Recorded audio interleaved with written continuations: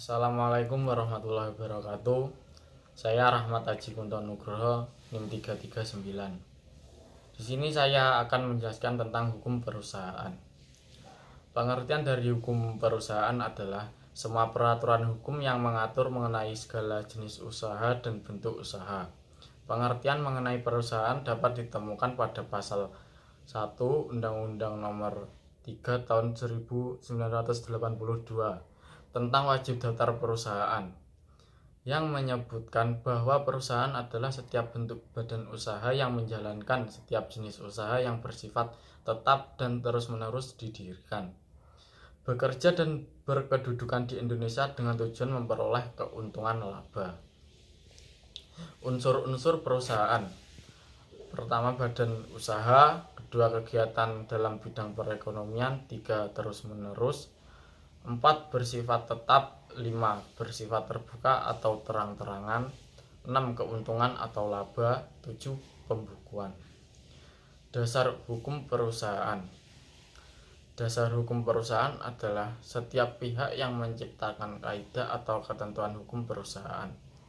Pertama, perundang-undangan. Perundang-undangan dalam hal ini meliputi undang-undang peninggalan Hindia Belanda di Indonesia pada masa lampau, namun masih dianggap berlaku dan sah hingga saat ini berdasarkan atas peralihan UUD 1945. Misalnya, ketentuan-ketentuan yang terdapat dalam KUHD, Kitab Undang-Undang Hukum Dagang, KUHPER. Selain itu, juga perundang-undangan yang termaktub mengenai perusahaan di Indonesia berdasarkan Pancasila dan UUD 1945 yang terus dilaksanakan dan dikembangkan hingga saat ini. Contoh perundang-undangan sebagai sumber hukum.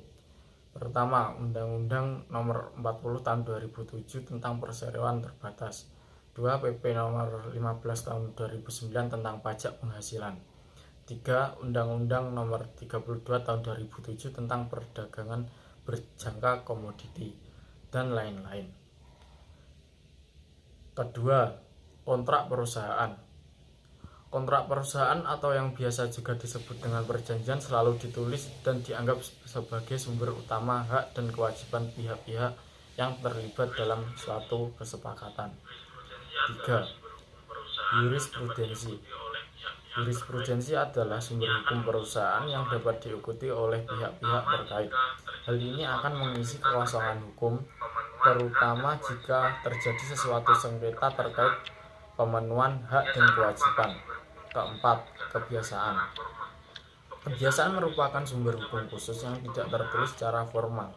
Kebiasaan sebagai sumber hukum dapat diikuti pengusaha tatkala peraturan mengenai pemenuhan hak dan kewajiban tidak tercantum dalam undang-undang dan perjanjian meliputi: A, perbuatan yang bersifat perdata; B, mengenai hak serta kewajiban yang harus dipenuhi; C, tidak bertentangan dengan undang-undang atau sumber hukum lainnya; D, diterima oleh semua pihak secara sukarela karena telah dianggap sebagai hal yang logis dan patuh. Bentuk-bentuk perusahaan.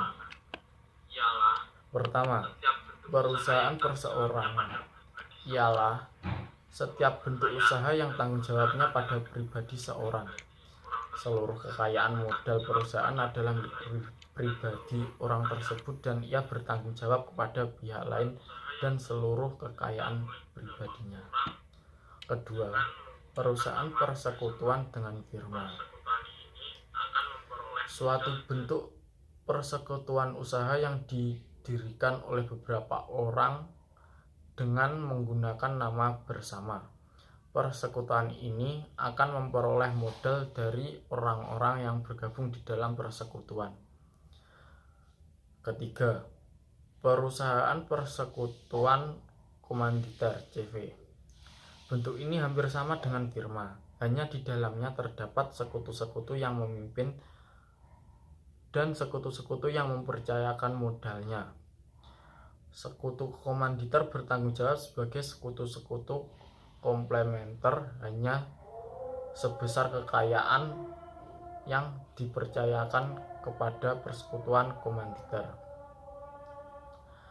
Perseroan terbatas PT. Perseroan terbatas adalah badan hukum, yaitu badan yang mempunyai kekayaan, hak, serta kewajiban sendiri yang terpisah dari pemilik. Pemilik PT adalah para pemegang saham, dan tanggung jawab terhadap pihak ketiga hanya terbatas sebesar modal sahamnya. Kelima, koperasi adalah suatu perkumpulan yang keanggotaannya bersifat murni pribadi dan tidak dapat dialihkan. Di dalam koperasi tidak ada modal permanen karena anggotanya dapat berganti-ganti. Modal koperasi terdiri dari simpanan pokok, wajib, dan sukarela yang diperoleh dari anggota-anggotanya. Bentuk perusahaan di Indonesia ada CV, FA, Koperasi, Madcap, PK, PMA, PMDN, Persekutuan Perdata, Perusahaan Umum, Perusahaan Jawatan, PT, PT TBK, UD, Yayasan, dan lain-lain.